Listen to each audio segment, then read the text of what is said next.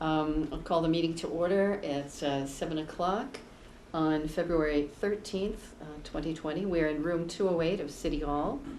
And if the clerk could call the roll. Alderman Jan Schmidt. I'm here. Alderman Ernest Jetty is here. Alderman Thomas Lopez. Alderwoman Elizabeth Liu. Here. Alderman Skip Cleaver. Also in attendance, we have Tricia Klee, Alderman Klee, and Nelson Ortega from Code Enforcement. He is the manager in this department. So we have no public for public comment, so let's step right into the discussion. I had asked Code Enforcement if they could come and give us a little information about what this committee had done the first year or two that it would put together. I know there were some laws that were changed, and I also know that the state had made some changes in laws that would affect us as well. So I guess what we'll do is we'll just give you the floor, Mr. Ortega, and thank you very much. Oh, no, anytime. Well, as far as the committee, I mean, this committee got started maybe 3 years ago or so with when they had the big issues. It basically started more when they were having issues with the country barn out on Broad Street and so forth, and after that, the committee got formed. And they worked more with fire and health when it came to when that part of the committee got started, because they're the ones that have jurisdiction over any kind of hotels and motels, which is what they're classified in. So Code was more of a support if they needed it, because we didn't have jurisdiction in that particular area. And as far as any other work, we had the city now has the ticketing system, which it's had now for about also around the same time. The committee was very supportive in helping with that legislation. We were working on it, putting it together, and right from the get-go, the committee was pretty helpful implementing, working with trying to get it through, and it did, and it's worked out. It's a system that we have more for compliance. We have it so for those individuals that just outright refuse to do any repairs or take care of issues, because our normal process used to be go out, you inspect the unit, you do the violation, you give them their notice, and if they don't take care of it, then we take them to court. Now it's, you get your verbal notice, you get your written, and if you don't, then you get a citation, which is a lot quicker because it pays it to the city. So that's been working out really well. Skip Cleaver has joined us, if you'll add that to the have a seat, Skip. So the ticketing, how does that work? For what can you ticket them? We can ticket them for any ordinance that the housing can enforce. Then the health department has their portion that they can also do. The building safety department also has their portion. So every department can now cite any ordinance that's within their jurisdictions. Ours would be housing code, but code enforcement, we would also do it for planning and zoning, wetlands, and if need be, and if need be, and no one's available from building safety, then we would go out and also attend to that. And so if what actually started this was the country barn, what kind of ticketing would you do there? Well, the ticketing system we've been working on it for years, and because I've been here 23. We've been working on it for years.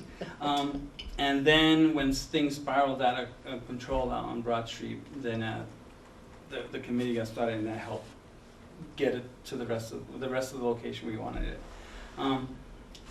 As far as the country barn or any hotel, that would be the health department or the fire department. So if the health went out there and found an infestation, or they found unsanitary conditions of any kind, if the owner did not, the owner, the property manager, whoever's in control of the unit didn't respond within that required time frame, then that health officer can give them a ticket, a citation. Basically, see, this is what they look like, and you'll find them in your. And they look a little, you can't really see it here in your handout, you see a ticket. This is what it looks like when we hand it to them. It's a What page? quarter, these are not numbered. Housing complaints. It's in the center, it starts with NRO 74 in the center. There we go. So basically that's how the citation that we hand out. And those are given out either in hand or mailing it out to them. So we can do either way. But that's what the health department would do in a situation like Country Barn or any other facility that's managed, where they have jurisdictions, whether it's a restaurant, so they can do the same thing. Alderman Jettie. Madam Chair, so you've got a presentation, would it be Yeah. better for, so Yeah, let you go through your presentation? Start from the beginning? Yeah, I was gonna explain a little bit, and then I said we can go and, because everything I'm gonna say, it's on there. Okay. Thank you.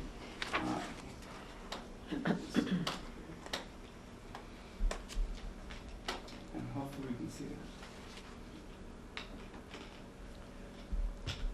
This is a presentation that we do at Citizens Academy, and then whenever we do a presentation out like in Adult Learning Center or someone wants us to talk about it, this is the presentation that we'll show them. This is just our code enforcement department. We have Kyle and Rob who've been with us for about 11 years now. And then Lawrence is our new code officer. He's been with us going on a year. And Jill, she's our admin. She's also building safety and community development admin. But she deals, they all deal with the constituents. So how many people are in the housing code office? Code off, including myself, 4.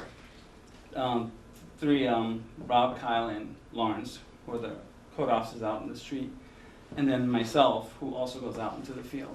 Okay. So there are 4 of us that can go out and site and do inspections and look at things. All right, thank you.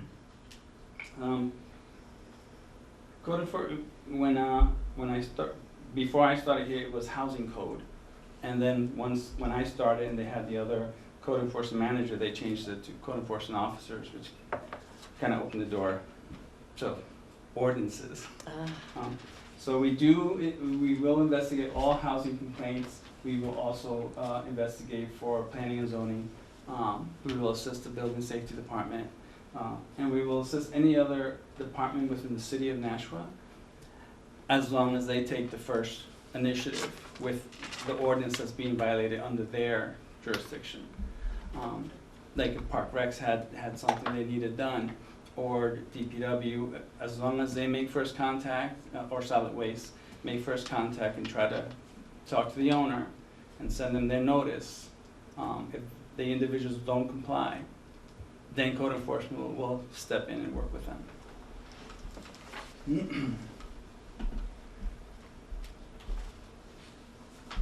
And this is just our jurisdiction, the city of Nashua. We go all over, and of course we don't just deal with residents and apartments, we will deal with single-family homes also. Our jurisdiction with single-family homes is the exterior of the property and the property itself. And in a rental unit, the jurisdiction is inside, outside, anywhere that tenant has a right to be. Excuse me? Yeah. I'm sorry, so for a single family, it's also inside and outside, correct? No, only if it's rented. If it's an owner-occupied, we have no jurisdiction with owner-occupied homes. Inside. Only outside, Yeah, okay. exterior we do. Okay, You know, the house needs some repair, the lawn is too long, your fence is falling over, you have more than one unregistered, uninspected motor vehicle. Okay. Those things we can address with single-family homeowners. thank you. Madam Chair. No problem. Would you note that we also have, welcome, Tom? And our complaints can come from anywhere. They come from citizens that are just walking by a home, driving by a property and looking at a property and having an exterior inspection. The city might have a target area that they might be working on through urban programs or just community development. So we may focus in that area to see what we can do to help make that area better, or see what community development or urban programs or any other agency might be able to do to revitalize. Excuse me, but I have a dry throat. Mm. And complaints can be anything from plumbing that wasn't done properly, not enough hot water, or water not working in general,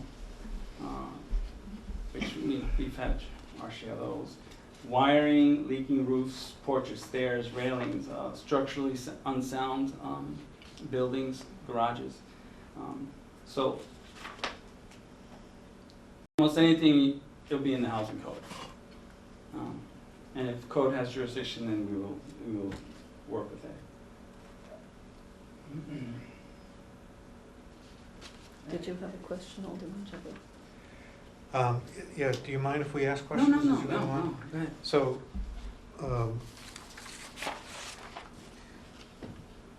on the previous page, you talked about how issues are brought to the code enforcement attention. Yeah. So I've heard that it's largely complaint-driven. People call and make a complaint. But I see you've got here random systematic inspections. I didn't know you did that. When we say random systematic, they're literally random. We spend so much more time on reacting to the complaints that if a code officer happens to be driving by or has an extra half hour or something, he's just driving around. If he sees something, he's going to inspect it. That's basically, with the exception of like boarding houses. We now inspect boarding houses like once every 2 years. We do them all. Like we have a couple of slated to be done this spring, and then we'll probably we have a total of, I think it's 8 that we know of, that we've been inspecting now for the last couple of years now. And so like right now we'll have sometime, I just sent an email out, so we're getting ready to do like 36 Concord Street, which is a boarding house. The Layton House, the 22 Temple Street. So we'll be sending them notices saying, hey, it's going to be time to inspect your property. Those are the ones that we know we're going to be doing those. But as far as anything else, it's if the code officer is not tied up with complaints, then they'll go out and they'll just look around and see what they find. And most of the time, that's what I will do too. If I'm kind of done stuff at the office, I'll just go and drive in the city, and wherever we see bulky items, people move out, trash, we log it in, come back and send solid waste an email and say, hey, we have bulky items at this address. And then they'll put it on their list and they go and pick it up at their schedule. So, I understand you know when you drive around and you see something that's obvious, but what about being able to get into apartments, or is there an ordinance that allows you to go into boarding houses but not apartments? Is there a distinction in the law, or is it just the way you happen to work? No, the boarding house, we look at boarding houses just as apartments. The difference is that they're transient, and the people normally don't. There's some boarding houses where they stay longer than 90 days, which makes them the tenant. But we treat them the same. We just know that they are individual rooms. They're not apartments. They're not. They're not units, they share kitchens, they share bathrooms. So, and when we inspect them, it's done with fire, health, building safety, code enforcement, and police. So every department is there to look at their ordinance, and is there anything there that their ordinance is been affecting their ordinance. So the fire department, the health department, they'll all take their notes at the end of the inspection in a day or so, and the owners are present too, or their property managers. So they walk around with us. So they'll also know what's going to be coming their way. And then the code officer is usually the lead person, and he'll take all the information that he gets from the other departments and put the notice of violation together, or the notice of inspection, and send it out. And then we give them, depending on what it is, if it's a life safety issue, they give them a short window to take care of it.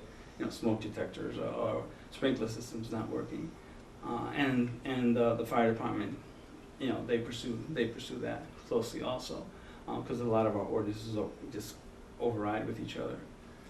And general maintenance things, we'll normally give them 30, 40 days to try and take care of things. And general maintenance, meaning you need to change a door lock, you need to fix a window, the floorboard needs to be general maintenance.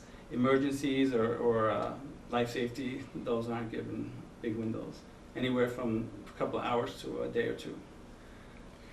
I think my question is more, at what gives you the authority to go into someone's apartment? Oh, well, the housing code, the 182, the New Hampshire NRO 182 is our authority to go and inspect. Okay. Yeah, and I don't have one with me, but yeah. So you could do a random inspection of any rental unit in the city? Oh, no, we can, but we still need either the landlord or the tenant's permission. We can't knock on your door. No, we can't knock on your door Okay, and say, hey, we're here to inspect your unit. No. If they want us to, if we do that and they want us to, yeah, we'll do it. But no, we will always send a notice out to the landlord saying, in 2 weeks, we're inspecting your property. Most of the time, a tenant is calling us. So they're expecting us. Mhm. The landlord might not want us there, but the tenant does. And as long as the tenants want us there, we can inspect it. Alderman Cleaver, did you have a How question? much crossover do you have with the permitting, building inspectors and plumbing and electrics? When it comes to the building safety department, if it involves a permit, it's all them. We don't work on there. If a permit is pulled, it's taken care of by the building safety I department. mean particularly if you see construction where permitting is not done. Oh, if we go out and we see construction, well, the code officers, they'll either call the front desk and say, hey, is there a permit issued at this place? If they see electrical, they see a lot of building stuff going on, or they'll come back and check the records themselves. And if there is no permit, then they'll issue a stop work order and make that contractor come back in and pull a permit. And once they pull a permit, now the building safety department takes over. So it's ours, code enforcement, until the permit is pulled. See, thank you. Alderman Lopez? Two things. First, just to clarify, when you talk about random systemic inspection, you might be more talking about exterior types of enforcement issues. I didn't get the impression you were saying like, oh, that looks like a nice house, think I'll go inside and look around. You were saying like, we might go look at an address on our way and be like, oh, your shutter's hanging down over your doorway and that could land on someone. I'm gonna go talk to the owners.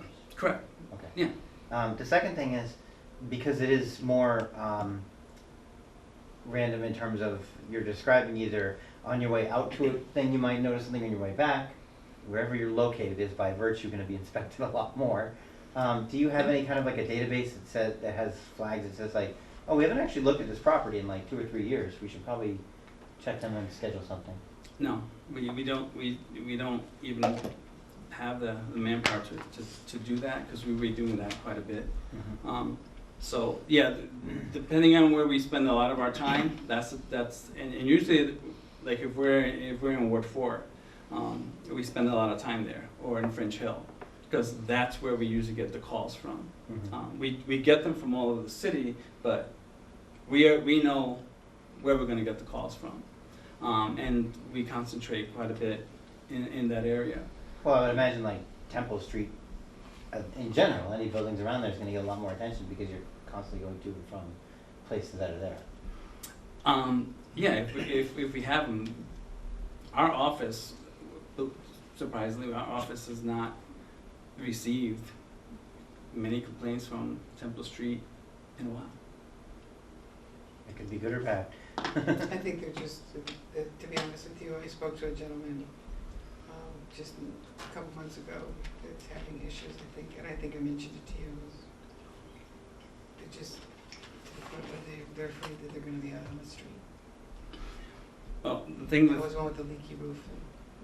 yeah, well, and a lot of people, what a lot of the tenants don't understand is that once if they complain to code enforcement, they can't be retaliated against for 6 months. Yeah, It looks good on paper. yeah, they can raise the rent, they can do anything they want. They can't do anything for 6 months. Yeah, but 6 months goes by fast. Yeah, and I don't know why they picked 6 months, whether it was just like a cool down period for everyone or not, but for 6 months they can't retaliate.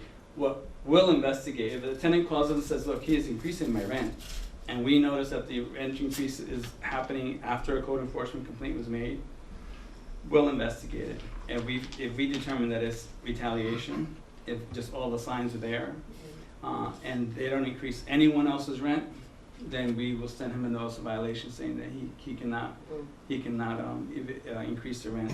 For instance, one that I spoke to you about, we won't name Just the address here. identify yourself. Oh, sorry. I apologize. Sorry, Alderwoman Clee. Yeah, Alderman Clee.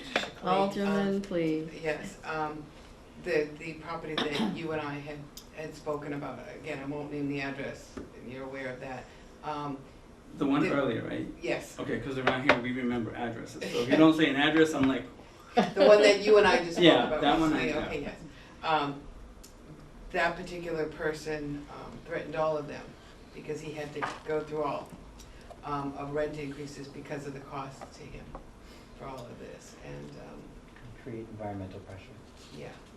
Shall we let Mr. Ortega get back on his presentation for us?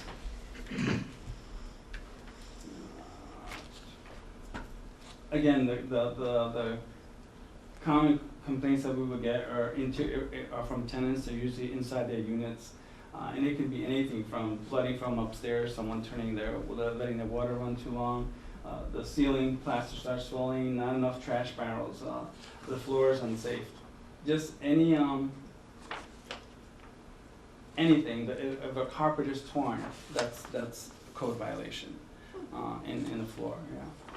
Because you can trip and fall, you know. And those are, then that's an example of a general maintenance.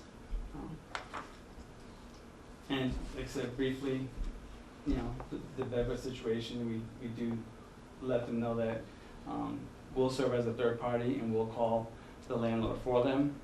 But if the landlord doesn't do what he needs to do within 7 days, then it's up to that tenant to go to an attorney or to court and file a 540 saying that the landlord hasn't complied with the bedbug legislation. How common is that?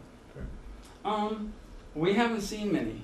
You know, No, we haven't, code enforcement hasn't, I think we right now we probably have maybe 2 complaints about bed bugs. We log them, if you call us, we're gonna log them and keep them on record, so if someone calls in the future and says, hey, have you ever had any complaints here about bed bugs, we can say yes or no. And we can tell them when the last time the complaint was, so they can make a decision as to whether they wanna rent that unit or not. And then a lot of tenants will say the landlord's trying to make me pay for having to bring a pest company in. And if we have documentation that there's a history of bed bugs there, then we will provide them with that so they can have it in case they do decide to go to court to show that there's been a history there before they moved in. Yes, Alderwoman. Yes, Alderman. Sorry. No, sir. Thank you. Quick question. Did you say that with the bed bugs, we can't help them with enforcement? That doesn't fall underneath our enforcement?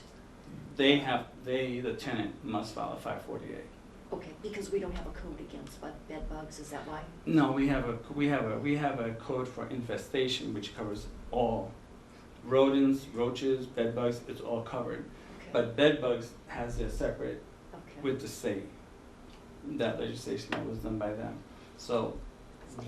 that one is, and when I say the state, I mean it's a state RSA.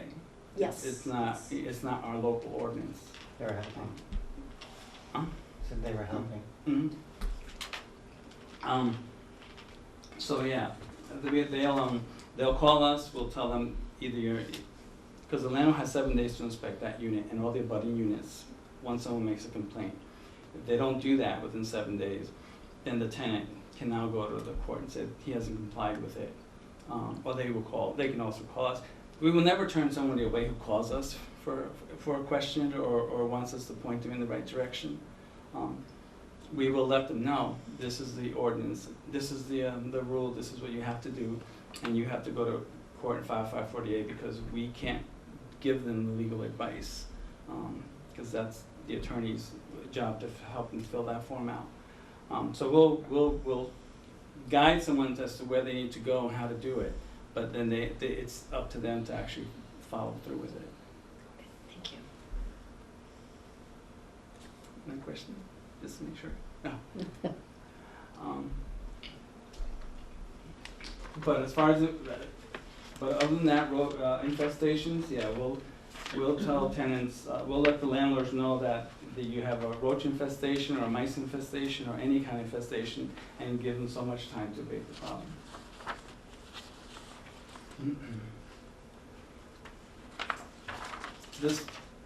We developed this form, the housing code complaint form. This is specifically for tenants, because tenants can't not remain anonymous, because their issues are inside their home.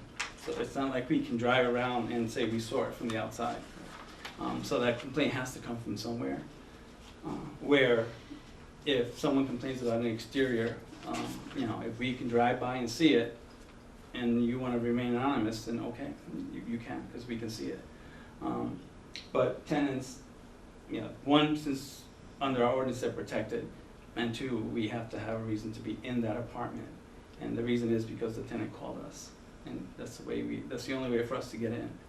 And there are landlords that will call us and say, I have a problem with a tenant, and because tenants are responsible for the sanitary conditions of their home, then we can also send a notice saying that, on this day we have to inspect your unit to make sure they're in compliance with the sanitary conditions of the home. We don't get those too many, but we do get them. Yeah. Elizabeth Lou, Mr. Ortega, that's a complaint that is presented to the code enforcement office? Yeah. Or to the landlord? Correct. The tenant will fill it out. They'll either come here or they can go online and print it. Yep. They fill it out. We have it listed 1 through 10. It's addressed to the landlord. It has the tenant's home and apartment. It lists all the issues that they have, and we tell them, if you have 6 things, put them individually so so they'll know you have a broken window in this bedroom. Your sewer is leaking, which, by the way, we wouldn't wait for a letter for sewer leakage because that's considered immediate. So they have to individualize what the issue is. The owner gets the original, our standard comment. The owner gets the original, you get a copy, we get a copy. We hang on to that for 30 days, but the owner has 14 days to address this letter. If they don't address this letter in 14 days, the tenant has to call us and let us know. And hey, Nelson, you know what? I gave the landlord a complaint. He hasn't done anything. Now we will call the landlord or go out to the property. And that's the ordinance, because they're required to give them 14 days to try and address that issue. What we do, even though that's the requirement, once the tenant calls us or comes in and fills out the form, we give the landlord what's called a courtesy notice, which a lot of the landlords do appreciate because a lot of them do want to take care of their problem.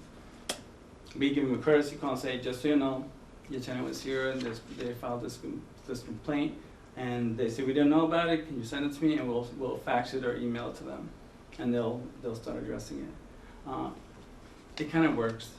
They don't wait for the 14 days. You do have those who will wait 16 days. Just a follow-up question, Yeah. please. So who's supposed to speak with the landlord first? Tenant. Okay, The tenant must give them the notice first. okay, all right. That's the ordinance that the city has. Okay. And that was put in back by Alderman Clemens. Oh. And then we have a different complaint for someone who a neighbor wants to complain about another property or a zoning issue or a building issue. That's a whole different form. Mhm.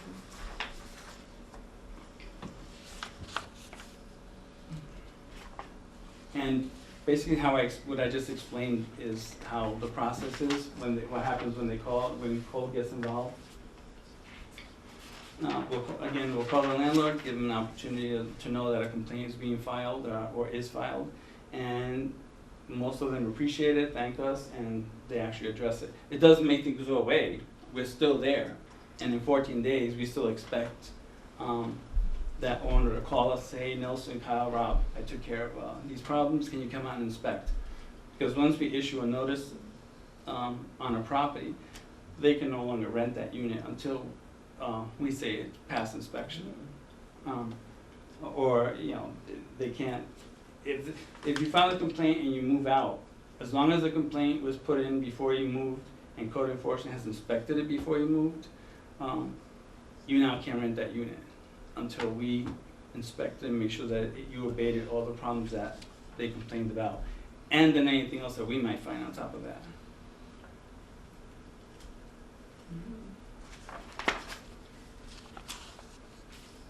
Again, I was a little ahead of myself, but this is the same process I was just explaining. What we have a couple now. We'll issue the citation. We'll go as far as we give them the notice and say, hey, we might give them a verbal, so you need to do this. Then we give them the written to acknowledge that, hey, this is what we talked about. And if they still don't comply, then the code officer will issue them the citation. Even though they issue a citation, you still have to, once it's issued, you have to pay it. There's no getting rid of it. And on top of that, you still have to abate the problem. We may have those individuals who pay the ticket but don't abate the problem, or vice versa. And at that point, then the next step is we get the case together and we turn it over to corporate counsel, and then they take it to court. And we've had several that have done that for too many cars parked outside, hoarding. So that is. At that point, once that process starts, the fines keep piling up because it's per day, and corporate counsel will then put it all together and say, okay, well, we now have, you have, $20,000 worth of violations, and they try to see what they can do to work it out, or you let the judge make that call. We have one right now that did not come into compliance, and we're going to wait and see how that goes, because that was a court order to have everything done by sometime in November or something, and they haven't. So we'll see how that turns out. So we have gone to court. We have one in court. We've had people comply in court, because the code officers will go out before that hearing to make sure are things looking the same, or are they not? And if they are, then the corporate counsel can dismiss it then and there. And if not, then we keep going all the way. So we will take it all the way till it's complied with. So your point is to actually make it comply, not to punish, not to... It is all compliance for us. It's all compliance. We'd rather not give you a citation, because to us it's not to generate revenue. It's so, we need you to comply, or this is the ramifications is you're going to get a ticket and you're going to get another one, and they double up in 10 days. So it goes from $50 to $200 very quickly. Quick question. Yes, although we will... If you're in court, if you're at the point where you're in court with them, does that mean their building is probably vacant? No. Oh. It just means they haven't complied with whatever that particular violation is. Oh, it may not be a violation that, I thought you had said that if, unless you're in compliance, you can't rent. You That's you for- can't re-rent it. If the tenant moves out. Okay, I see. Yeah. So you don't, okay. Yeah, as long as a violation is there, whether it's occupied or not, we still continue it. The only difference is that if it becomes vacant, and he says, and the landlord says, hey, can I get another 15 or 20 days? Because it's vacant, we would probably say sure. But you can't move anyone in I see. until you bring it into compliance. Okay. Yeah, and if someone were living there, and if it's a life safety issue, we're not going to go all the way to 30 or 40 days. It's going to be taken care of within a matter of days. Again, this is the same enforcement action I was just explaining. These are the actual fines that come with the first offense and the second offense and the third. And anything from 182 is all housing code. 190 would be all land use codes, which we would also cite people for. And it's anything from exterior to interior to accessory structures, the emergency code department information, and basically that is because anyone who is a property owner in the city of Nashville who rents. If they don't live within 25 miles of that property, they're required to have a building manager or someone who's going to respond to emergencies. And if you don't, it's a violation in the city of Nashville. And we'll enforce on that. Again, mechanical safety, sanitary conditions, means of egress, the lodging units, which would probably, that's like the boarding houses.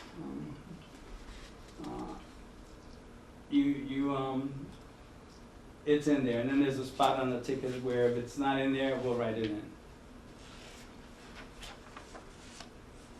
And once we go through this format, that formal, then we end up with,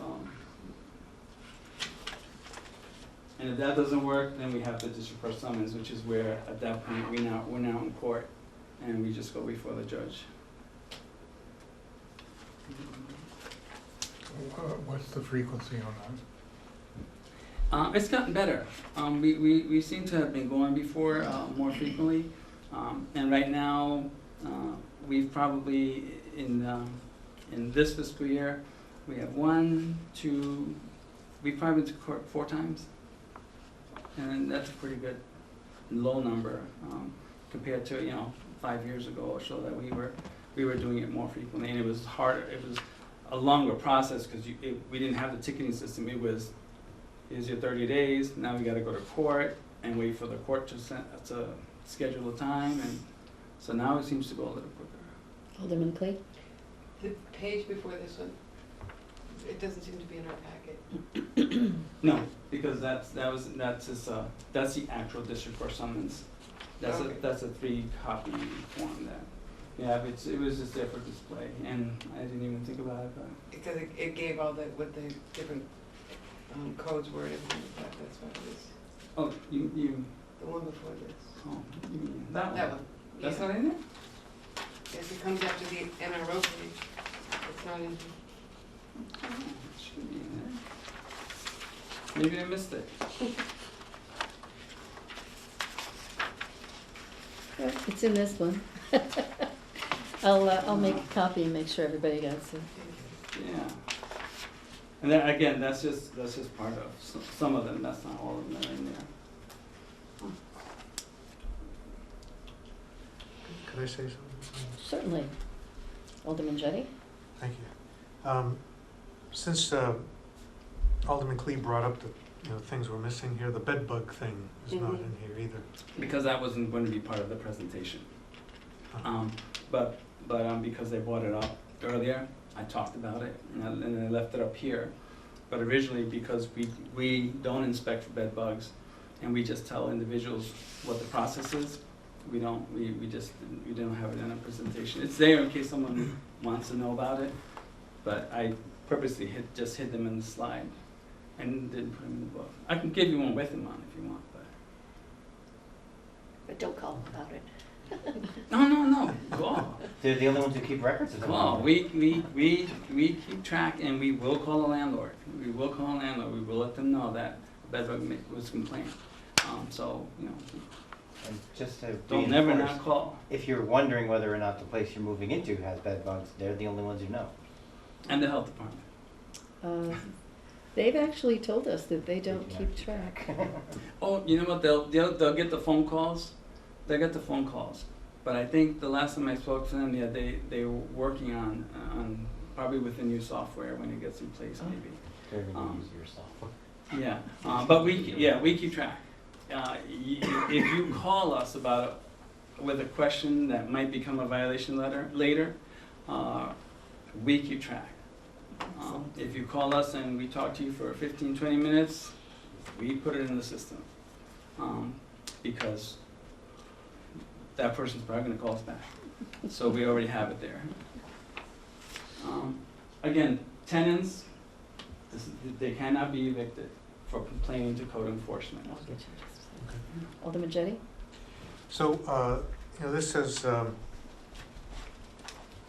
if your rent goes up or terms of tenancy are changed within 6 months of the complaint, it is presumed retaliation. Tell code enforcement, this act itself is a violation. So if I'm a tenant, I've made a complaint, and for no good reason my rent goes up, I call you, what do you do about it? We will go out and talk to the owner, and if we find that that is the only person's rent that you increased, then we're gonna give you a notice of violation. We're gonna say, no, you've singled this individual out. If you increased, if you're gonna increase that tenant's rent, you have to increase everyone else's, because you can't single them out. And the same thing if they try to evict them. The only evictions we will not get involved, we don't get involved in is non-payment rent, willful destruction of property, or taking the property off the market. If your reason for evicting or going after that person is anything other than those three, we're gonna investigate, and we're gonna probably come out and say it's a violation, it's retaliation for them reaching out to code enforcement.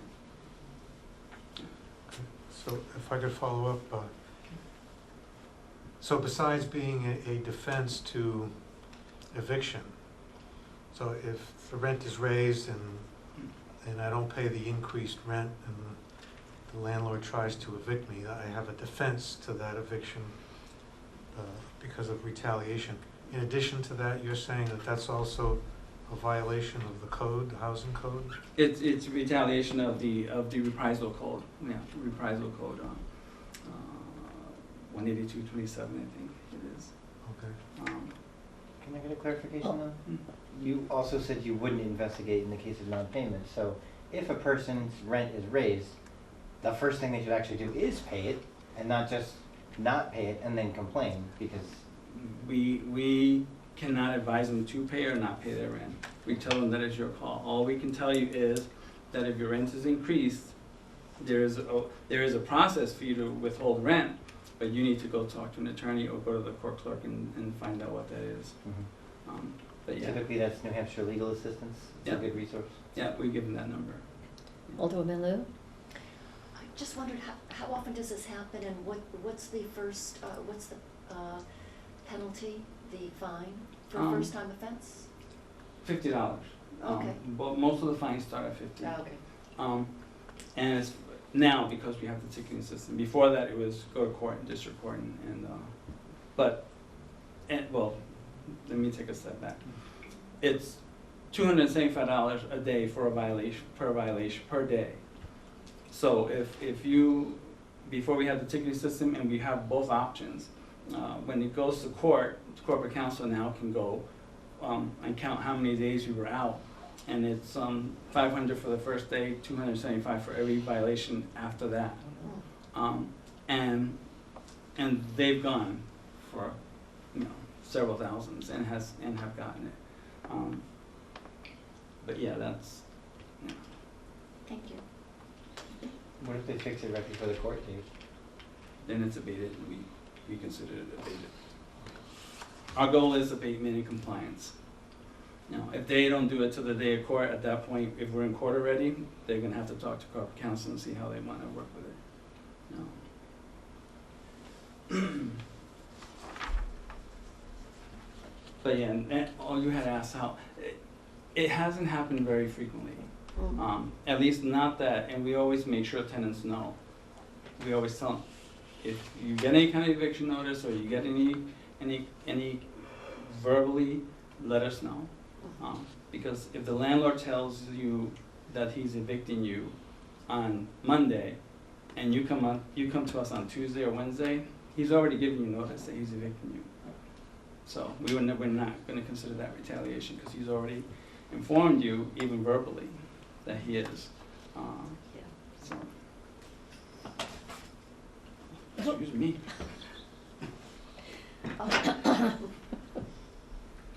That usually happens to me in the mayor's office when I'm saying. Maybe we take the elevator. Again, the 6-month time frame, which is per ordinance, that's in there. The rents we don't get involved in, again, non-payment of rent, destruction of property, or taking the property off the market. And usually when we look at that, we don't look at it as 2 weeks or a month. You know, if a code officer sees that was the reason, and then all of a sudden, 20 days later, he has it occupied. We would probably reach out to corporate counsel and talk to them about it and say, hey, what is this? What can we do with this? Because to us, this would be, you just took it off the market for a couple of days, and then just enough for the landlord to get the tenant out.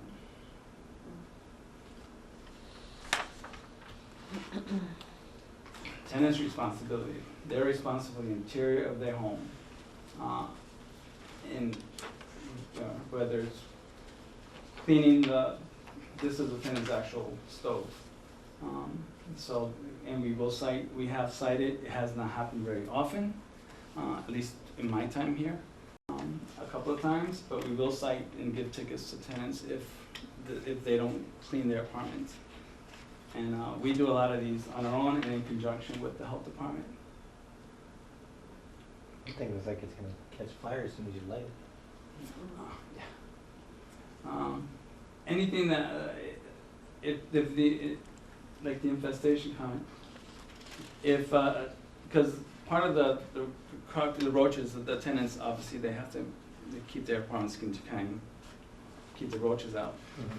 But if the infestation is in your unit only, and no one else is complaining or no one else has them, it's your responsibility to abate that problem. The minute it goes beyond your apartment, it now becomes the landlord's responsibility to abate it and take care of the issue.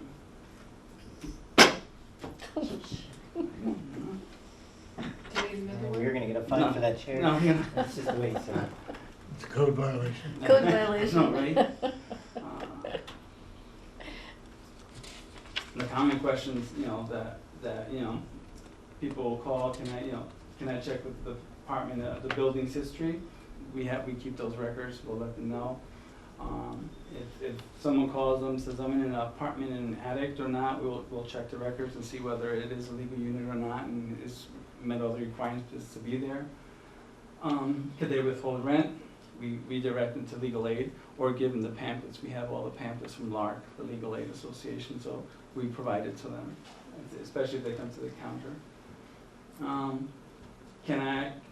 Do we report illegal aliens? No, we do not. We don't even ask for ID. So we just look at, is there a housing violation? Are you living in safe conditions or are you not? And that's what we look for. We have, one of the things we have is like, we'll have the refugees, for example, they'll come in and, or someone will reach out to us on their behalf, and we go there, and when we get there, we realize that, they're used to living probably a little different than that, where to us it's like, no, this is not gonna happen, this is not acceptable. So then we'll let them know, says, no, these are violations, you don't need to live this way. So we'll work with them. We've had a lot of that in the past. I haven't had any recently. where we would go to an apartment, they were okay with it because, they probably didn't have that before, being inside somewhere. So we work with them, and we'll work, Adult Learning Center, we just did a training, almost going on a year now, where they had some of their clients come in, and we had a translator, and we explained the process, and we ended up inspecting a couple of properties from that. So. And the other thing, a lot of people call us and they'll, I have all these people living in this house or this apartment. As long as you're related by blood or marriage, we don't have a number. And on top of that, you're allowed 3 unrelated. I think that was back when they used to have butlers and maids and things like that. What if they're related to the unrelated? Like 3 clans living together.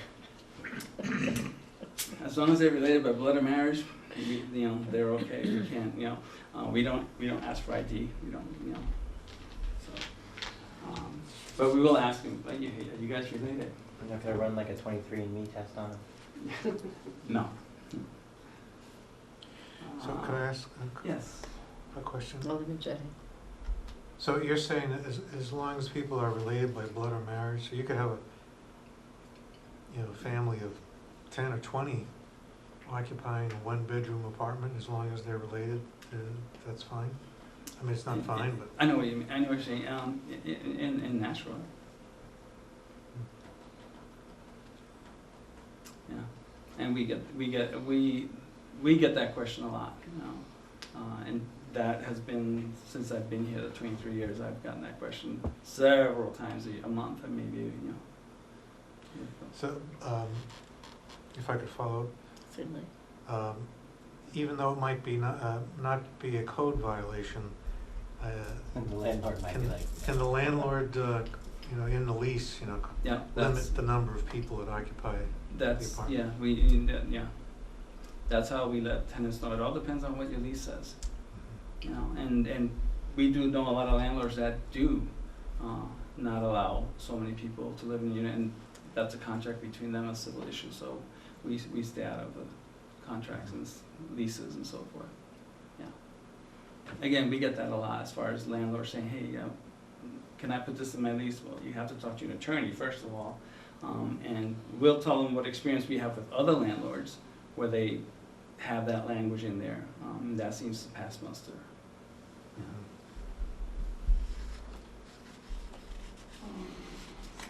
Can a landlord come into my apartment? No, not without your permission, we tell them. Okay, I'm gonna switch chairs. Not without your permission. A lot of landlords, and we do get this quite a bit, thinks that they can, but they don't realize that, as corporate counsel let me know, that landlords do give up a little bit of the rights of their property the minute they rent it to a tenant. And anything and for him or her to enter, they need that tenant's permission, without the exception of any emergency. Alderman Clegg?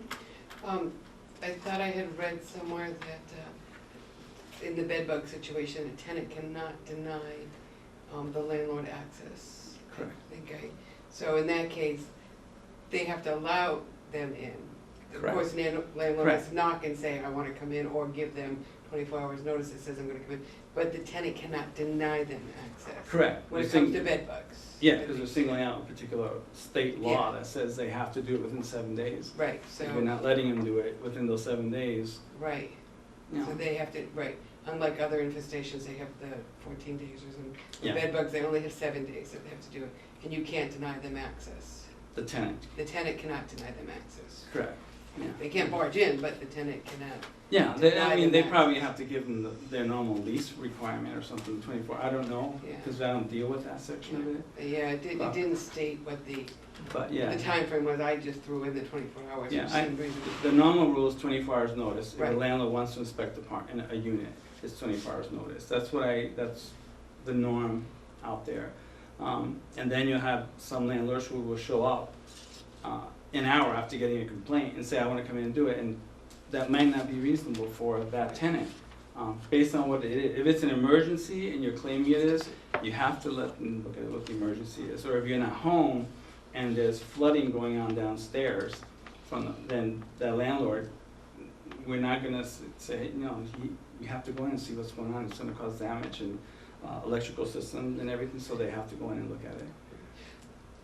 Yes. The only reason I brought that up was because I wanted to make sure that it was on, see, the public is listening to this, and so I want to let them know, as a tenant, you cannot deny the landlord access when it comes to remediation of the bed bugs.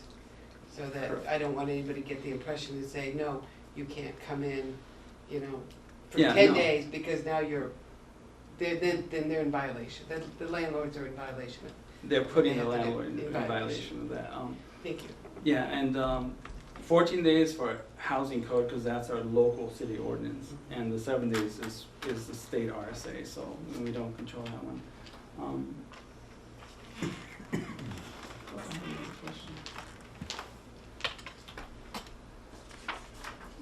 Here in Nashville, we also have the code team, which is 20 years now. The code team is code enforcement, police, health, and fire.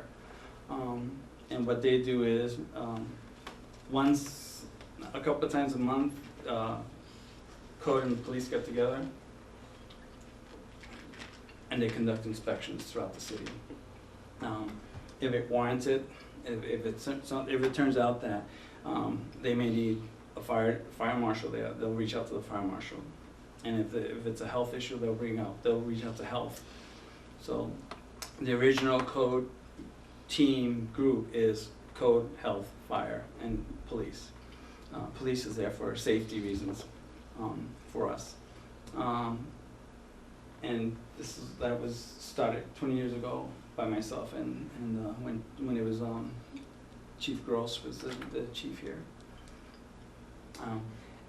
They'll alone on those particular days, they'll do anything from 15 to 20 inspections, or just driving through the city. And what happens is, if complaints come to the PD, the sergeants or dispatchers, whoever gets called, they'll refer them to the officer who works with code enforcement. In this case, it would be Scott, and they would give him the information, and then Scott would in turn bring it and get together with Kyle, and Kyle would bring his own code cases. And then they compare notes, and then they set dates and times to go out and inspect those particular properties. That way you're addressing the code issue aspect of it, the health issue aspect of it, the police issue aspect of it, and it also, if we need to, it's the building department. But the code team is code, health, fire, and police. And that's basically what they do 2-3 times a month. All they do is focus on team inspections that everyone brings to the table.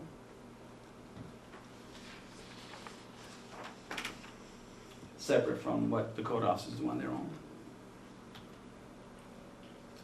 Basically our contact.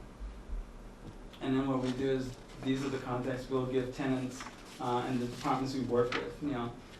We work with the health officer, city welfare. We refer individuals to the welfare department if we need to, especially if for some reason they're going to be displaced. We'll refer them to welfare. Urban programs, we work with urban programs because they'll have funds for property owners that may need lead abatement. So, because one of the code officers is partially funded through the lead program, and part of it, all code officers do it, but part of his function is also to refer property owners to the lead program here in Nashville, so they can try and abate lead issues. And then urban programs obviously has different funding mechanisms that might help out landlords and property owners.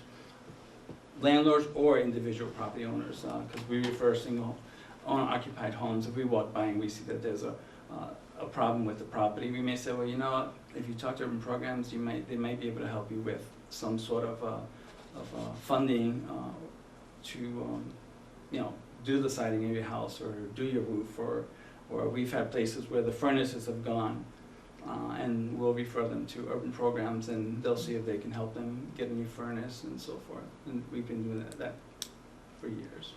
So that's a good partnership that we have with them. We work quite a bit with adult and elder services when we deal with the elderly, and that usually comes into play when we deal a lot with hoarding situations, which more increase these days than a lot of other things. We probably have like 6 hoarding cases right now. And then, and then 211, if it's something we can't help them with, or it might involve another entity of government, we'll refer them to 211. But most of the part, if you call us, the code officers, every code officer that works here, if they have to spend an hour talking to you on the phone, they do. And if they don't know the answer, they'll try and find it for you, or point you to the person that will find it for you. And they usually stick with it until you're done. But basically that's the gist of code enforcement. And I apologize, my mouth is always all dry, so I've been drinking a lot and hard to talk. You got whatever that thing is going around. Yes, Alderman Jennings. Coronavirus. So, Mr. Ortega, I've got a couple of questions for you. The urban programs that you say can provide assistance to people, If they qualify, yeah. where does the funding for that come from, do you know? That's all Carrie Skina, and that's urban, that's like federal money, CDBG money, and things, different programs within her grasp that she has a better understanding. All I know, it's there. So we refer property owners, it's usually, it's there for property owners, so we refer property owners, whether they're rental units or single-family owner-occupied homes. Okay, and I have another question. So if, there's been a lot of talk about water, with the Saint-Gobain facility in Merrimack, and the, what are those letters that I can't? PFAS. So can a tenant or a homeowner in Nashua get their water tested to determine whether there's any problem with it through you or through the health department? It definitely wouldn't be through us. If someone called us, we would probably refer them to environmental health or to DPW. What kind of junk? Yeah. So, but we ourselves wouldn't, because it's definitely not within our forte. But we would normally refer them to environmental health. That would be the #1 place we send them to first. And another question, do you have any jurisdiction at all over hotels, motels? The health department and the fire department. But not code does not, enforcement? no. Okay. And do you know, are hotels and motels subject to any regular inspection, or is it solely complaint driven? I think complaint driven, because I know that the health department has gotten a few throughout the years and they've investigated it, and in the past I've gone out with the health officer and looked at a couple. But I don't know if they have a set system of inspecting, like a restaurant where they have a set schedule to inspect at a certain time. I don't know if they do the same thing with the hotels, but that would be a Heidi Peak question. So if somebody that was occupying a hotel room saw that the electric outlet wasn't covered, or there's a lamp that's sparking or something, you can't. There's nothing that you can do to help them.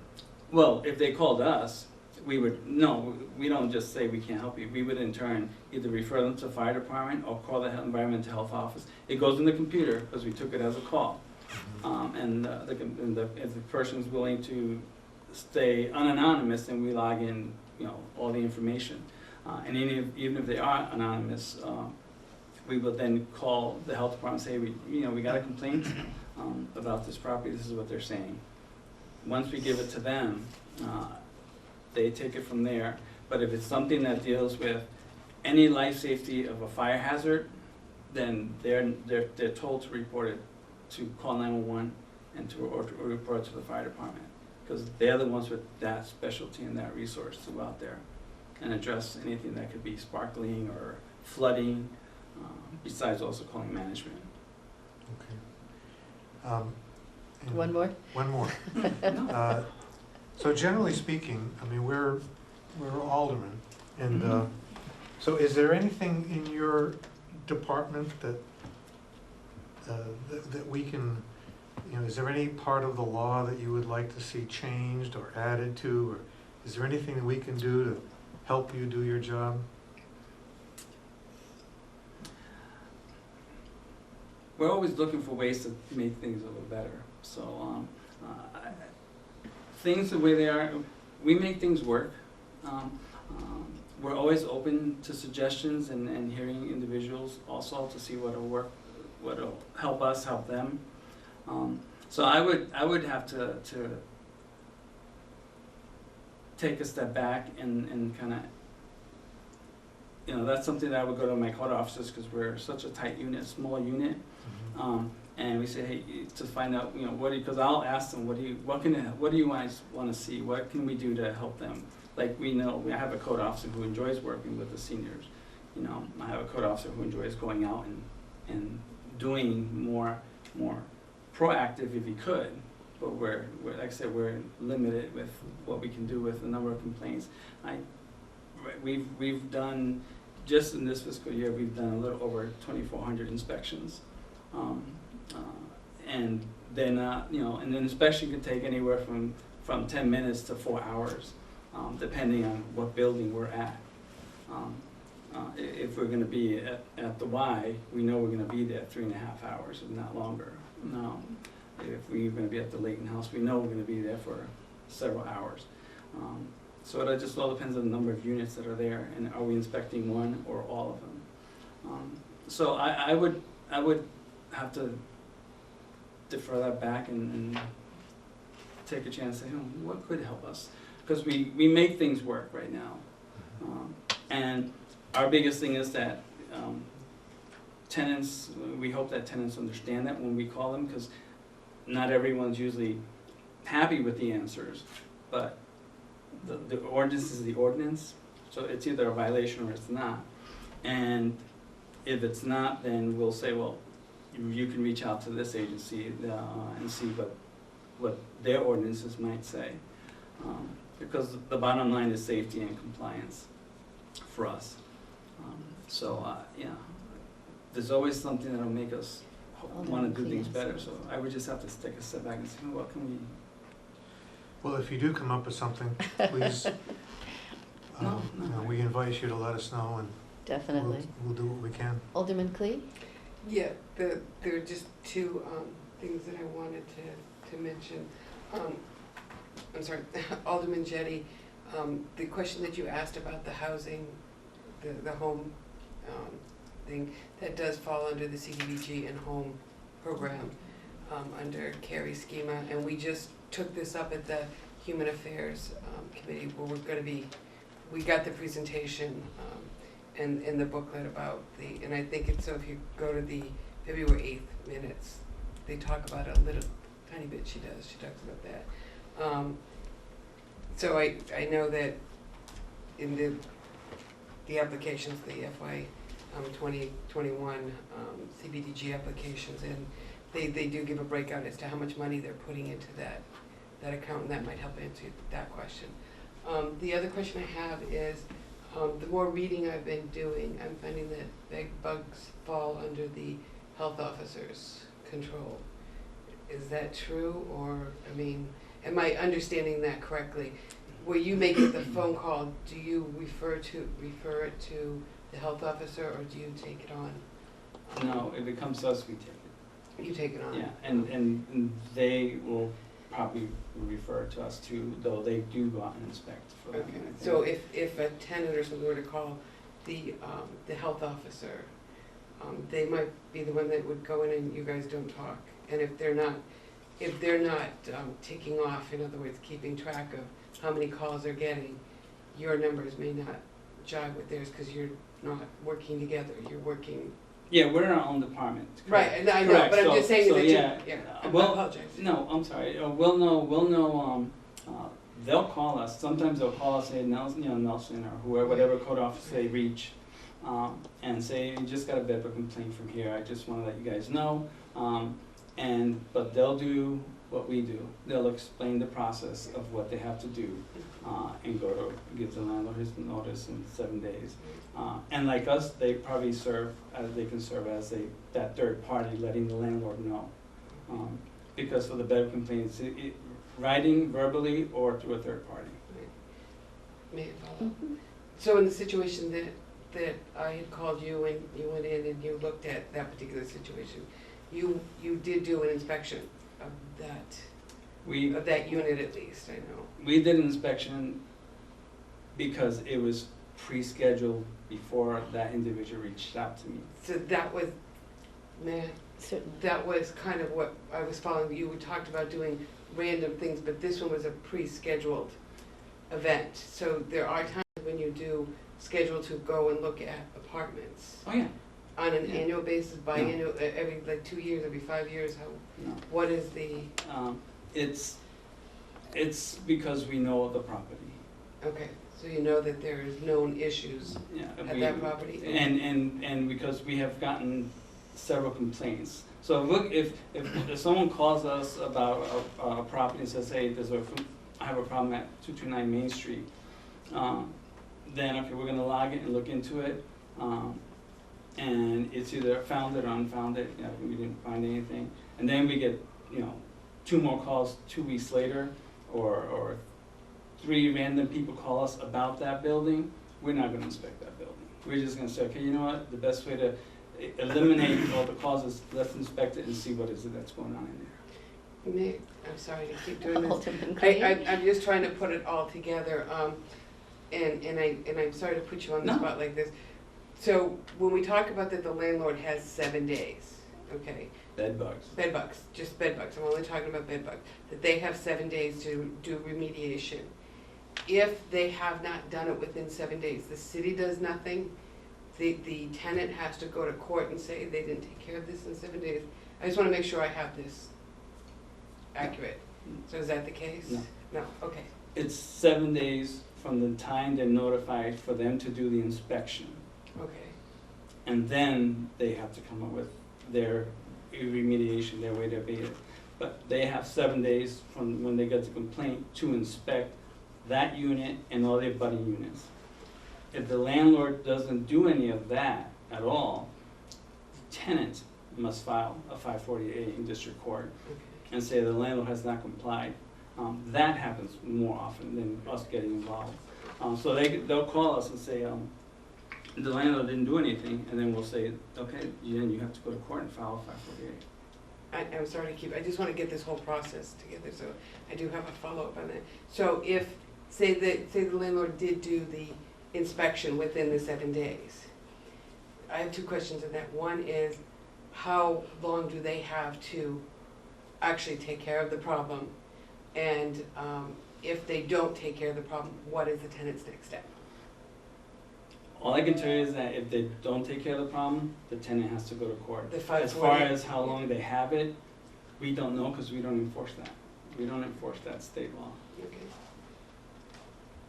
We enforce infestations of anything, but because bed bugs have been singled out by a state law, put into the 48, RSA 48, which is the housing standard. Yeah, it's 48, 14. Yeah, but the responsibility of making the landlord enforce it is the tenant.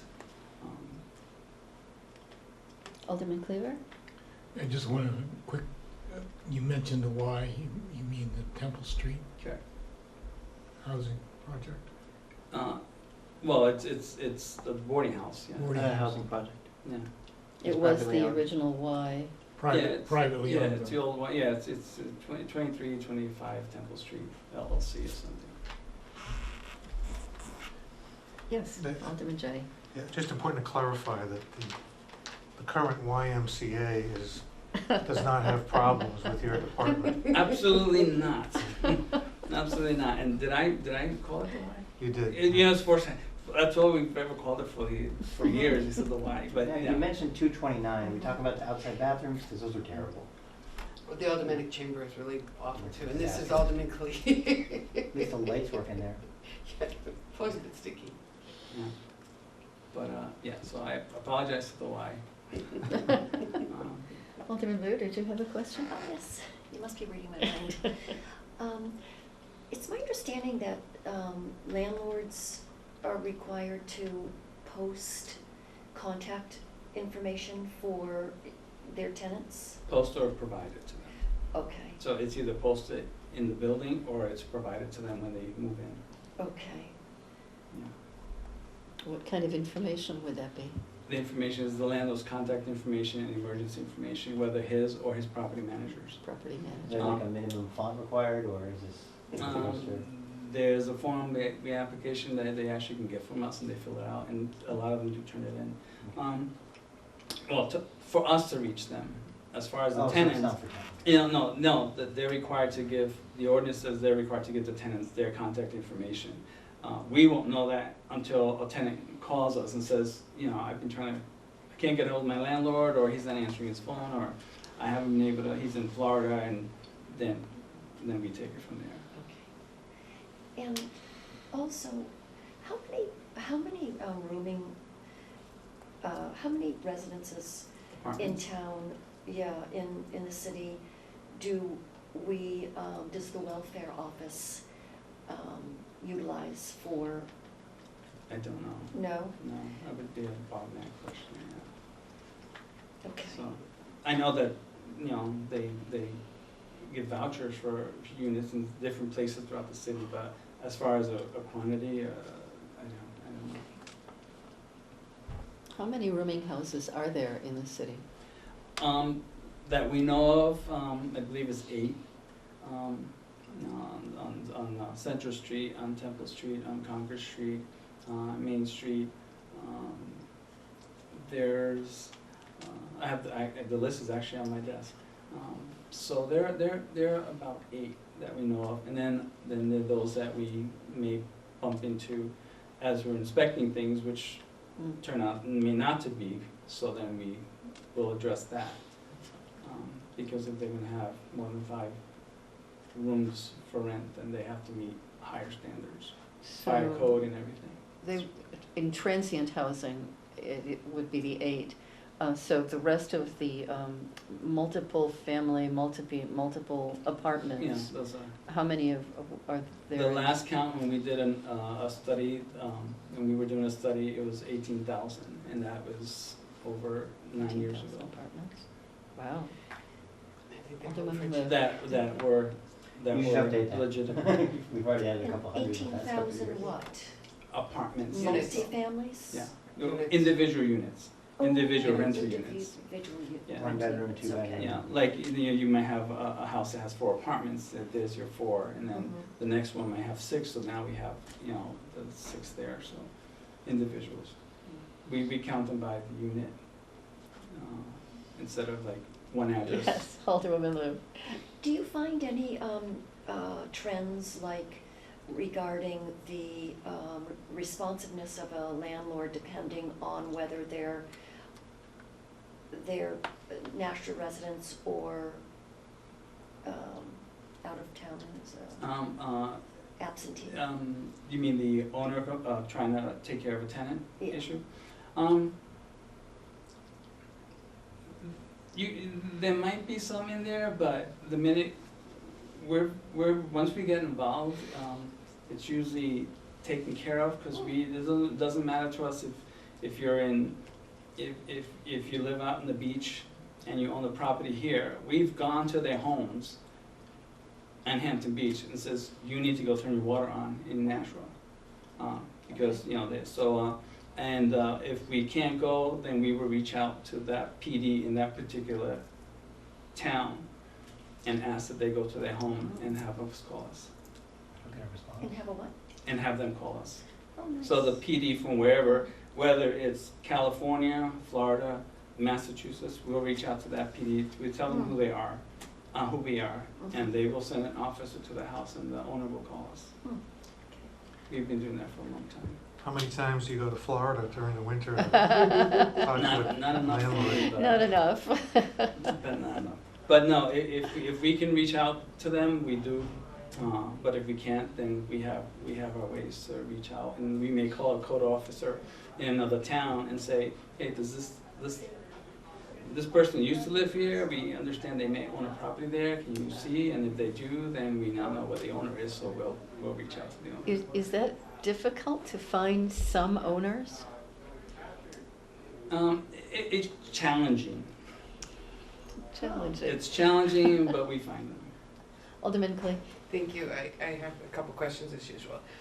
One is the challenge of finding the owners. I know sometimes on the property cards where they're supposed to put the name and address of the owner, that, and you mentioned that before, is not always there, or not always updated when it's been a change of that. So is there anything you can think of that we could send out and get people to become compliant, like on an annual basis, say, you're the owner of this property, or something to that nature? Because there's got to be a way. They get a tax bill, so there has to be a way of being able to tell them you want phone number and so on. Well, yeah, and we do have a lot of new owners who aren't aware that there's an ordinance also that they're required to have that information on file with us. And on top of that, the state has their own law that says you must register with the city clerk, your registered agent for service purposes. So this, and what we did with the city clerk when that law came into place is we piggybacked. One side of the page was the state law requirement, the other side was the city ordinance requirement. So we would share that information and log it. So we have quite a bit, but there are quite a few new individuals out there that aren't aware that they should. And if we're sending out a mailing with their tax bill, because that's another way, if we can't find an owner, then we will reach out to the tax office and say, where does the tax bill go? And then, Alderman Clay? Just and follow up on that. I mean, is there any way that we could do, I mean, I know it costs to the city, but I think it's very important information to have in hand. And when I was looking at some of the property cards, I had noticed, I contacted our tax people and so on, and the information wasn't there. So if there was any way to be able to do an annual thing, just to say, whether it's with the tax bill or whatever, to say, can you return this to us, just to say, this is what your new address is. Because sometimes they move from Florida to California. They don't even necessarily live here in the state. And we have a number of them that own big blocks of property, and I don't want to call them absentee landlords. And on the second thing that I had wanted to speak to, first off, I know French Hill has not always had a good reputation when it comes to landlords, but we have some incredible landlords there that I spoke to one who, he was the most generous man, hadn't gone up on the rent on an elderly woman because he knew he couldn't afford it. And when people could not afford to pay their rent, he allowed them to do work like mowing lawn or changing light bulbs. So we have some incredible Oh, absolutely. And I wanted to preface it with saying that first. I was blown away by the generosity of this person and others that I've spoken to. But do we have any kind of, you said you log calls in and so on, about a percentage of compliance? So I know you said when you get involved they tend to move a little quicker, but do we keep track of those typical landlords, whether they're an absentee landlord or a live there and not necessarily take care of it? No, we don't. No, we don't keep track of good landlords, bad landlords. They're all landlords to us. What we keep track of is once we get to the property and it's inspected, that we follow through till it's complied with. And if we close it out, the way we know that it's all set is because we've not closed the case. If we close it, they've met compliance. And they've met compliance by either willingly meeting it and taking care of it, or because they were ordered by the court to do so. And those are a lot less of those, Okay. a lot less of those. I guess my concern is that we have, even if there's a handful of them that are habitual of this, that costs the city money, and I didn't know if we had a graduated kind of thing of, this is your first offense, this is the second time you've done something. Well, no, We yeah, have no, we do that by with the ticketing system. If we have someone that we just cited today right, for unsanitary exterior, and he takes care of it today, and then next week is back at it again, there's no waiting period for him. We're just going to say, no, this is your ticket.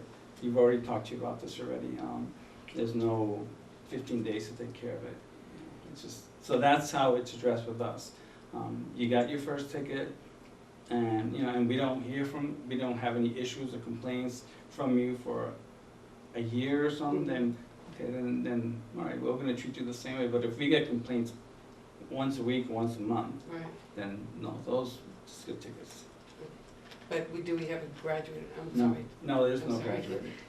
So, okay, I guess my concern is that we have, like I talked about, the incredible ones, and then we have even that small handful that aren't compliant and continue to do that, and that just gives the city a bad name, because there are people that are living there, and then we hear these horrible things.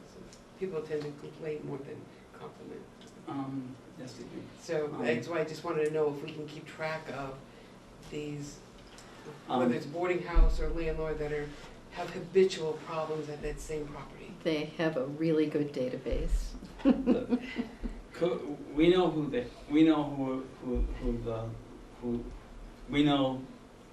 people are, when it comes to the complaints, on both sides, from Yeah. landlords and tenants.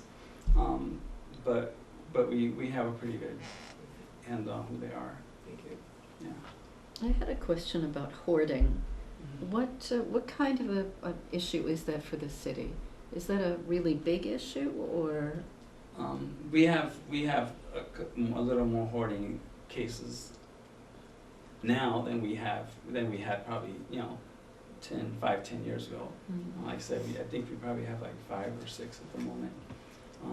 And it just all depends on the level of the hoarding, and is it an apartment rental unit, or is it a single family home? Because we will deal with both. Single family homes are a little tougher because they're owner occupied, but once the issue goes beyond the walls of the home and starts affecting the community, then code enforcement now has jurisdiction. That would be an issue for the fire department? It's Safety. a life safety issue for first responders in general. Sometimes that's how we get the complaints, because an ambulance or a fire department went out to the home and this is what they found, and it might have taken them, you know, 15 minutes just to get through something, because the hoarding is very, you know, they hoard, so there's not much place for you to walk. So, and you know, they have to make sure they gear up first, because they don't know what they're standing on. The same thing with the PD. The PD will go out and they're like, you know, we can't even get through that door.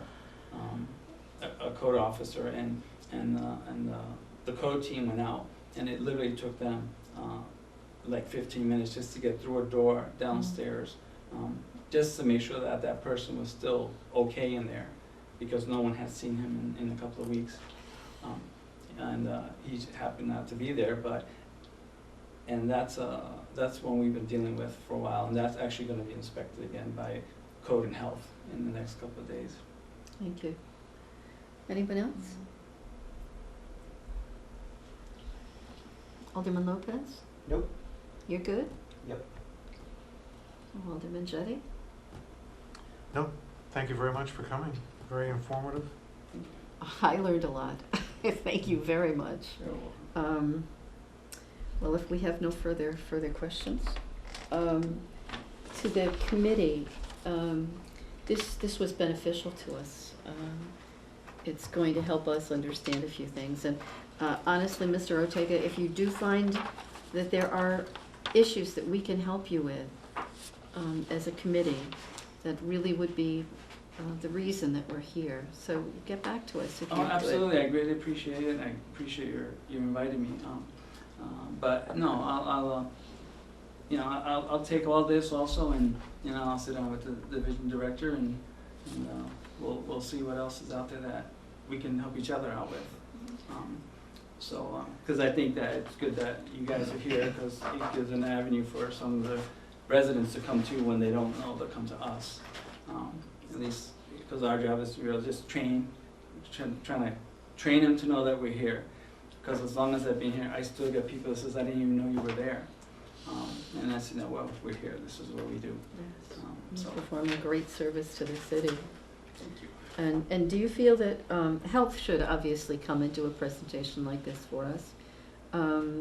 Fire and police, do you think that would be beneficial for this kind of committee to hear? I would think that anyone who responds to homes, to people's homes, apartments, first responders, or medical emergencies or others, you never stop learning something. So I think that it's always beneficial for someone to Excellent. see how they work and how they address issues and what they would do if they run into a situation like that. So Thank you very much. Thank you. Nice So meeting you. next month, we'll probably have one of those departments come and do a presentation for us. If anyone has a suggestion they'd like first. Alderman Liu? Just a thought, yes, it seems as though, like the big missing piece is Board of Health that does the hotels. I mean, Okay. they seem to have been a part of the picture that didn't, Mr. Ortega couldn't address. A different department, Right, yes. yeah. Okay, then I will ask them if someone from the department could come next meeting, next month, and do a presentation for us like this and answer a few questions. Thank you for your patience. no problem. Thank you. Again, I just have one. Yes, Bill Alderman Clayton. McKinney, where he deals with the building also, codes and building inspection. Would he be, do you think he would also be someone that they would want? I had to look up his name, I knew it was Bill. Bill so- McKinney. Yeah. He does building yeah, and he's- utility he- inspections. They run, if it requires a permit, that's what they do. As far as apartments and inspecting apartments, they don't do that. Okay. They're good for new construction. Yeah, they will, if we run into something, we'll go to them and say, can you look at this for us, or is this, does this meet the right standards? And then Bill, if not himself, he'll have one of his inspectors go out with us and look at it and make sure that it's either done properly or, well, first of all, if it's done properly, it's because they got a permit. But if it doesn't have a permit, then that's when we'll force them to get one. Alderman Clayton? The only reason that I asked that was because, like in my ward, quite often a home will be turned into a multi-unit. Sometimes we know about it, sometimes we don't know about it. And I guess if you found out that this was the case, he would be the one to go in to make sure that there were no code violations, or no? No, You would be the ones that go in? Yeah, Okay, thank you. Yeah, if they found a house that went from 2 apartments to 4 apartments, then code would address it first, and we would do the inspection. And though Bill McKinney can also do that if he's the one that they reach out to. For the most part, they will forward it to us because it involves tenants. Okay, thank you. Yeah. If it involves a tenant, it's code enforcement. Okay, thank you. Okay. Thank you very much. There's no reason for public comment since there is no one here. Remarks by Alderman? Anything you'd like to say? I know I'm not part of your committee, but I appreciate you doing this. Thank you very much. It's very informative. I will be honest with you, I'm a little frustrated with the fact that tenants have to go to court, and this is not a reflection on the city or anything else like that, but that they have to go to court when they don't have the means necessarily to do it or the ability. And I know there's legal assistance, that can help them, but that gets backed up too. And in the meantime, they're living in this, where I've talked to people who go over there to go over to the court, fill out the 540s and so on, and then it takes quite a while, so. Yes. Yeah, and Yes. it's very, very frustrating, Yes. and they're looking to the aldermen and to the city to help them, protect them, and so on, and we're sending them to the courts. And again, not a reflection on you, you're doing your job wonderfully, wonderfully. No problem. Talk to your legislator. Thank you. Yeah, I know, exactly. Well, I did, not mine, but I did, pardon me, Thank this you is, so much. Alderman Clee speaking, I did speak to Okay. the legislator that put Yes. HB 482 Thanks for your through. time. And I don't think it's being enforced to the intent it was, so I'm gonna have another meeting, I've sent him a message, I'm gonna have another meeting with him on HB 482, so. Alderman Lopez? I move to adjourn. We don't need a non-public session, so It's a perfect one. All who agree, we should adjourn? Just before we do, Damn it. Uh-huh. before we do, I just wanted to offer one piece of information, that I was at the Board of Health Committee meeting this week, and I learned that they just inspected the hotel rooming house on Concord Street, and it was very good. So I just thought I'd share that That's with great. everyone. It's That's one in great. my ward, yeah. I think working towards compliance is really making it a better city. I really do. And so, I second the all, motion to adjourn. all who agree we should adjourn? Aye. Aye. And the time is 8:36.